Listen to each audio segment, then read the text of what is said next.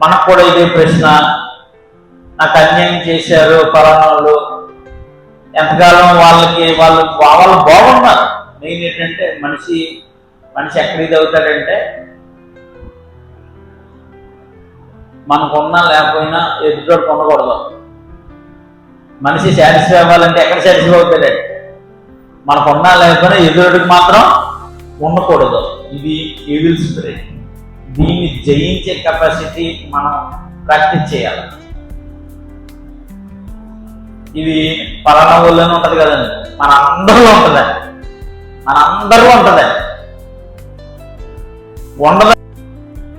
మీరు ఎక్కడికైనా ఉండండి, పోలీస్ దగ్గరికి వెళ్ళండి, లాయర్ దగ్గరికి వెళ్ళండి, ఏ వ్యక్తికైనా తారసపడండి.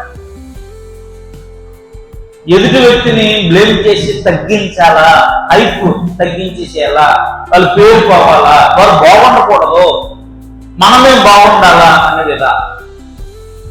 మనకి లేకపోయినా సరే ఎదుటోడుకు ఉండేనంటే ఖచ్చితంగా, అంటే మనకు ఉండకూడదు, లేకపోతే పర్లేదు, ఎదుటోడు కూడా ఏమీ ఉండకూడదు. ఉంటే తట్టుకోలేము. మనిషి ఎప్పుడు జాలి పడతా తెలుసండి, ఎదుటోడు సర్వస్వం కోల్పోయాడు అనుకోండి, అప్పుడు జాలి పడతాడు. కోపరా ఏదైపోయిందిలే అంటాడు. ఆ సర్వస్వం కోల్పోయేంత వరకు ఈ ఒంట్లో ఉన్న అహం కానీ, విషపు చూపు కానీ, ఆ దుర్బుద్ధి కానీ మనిషిలోని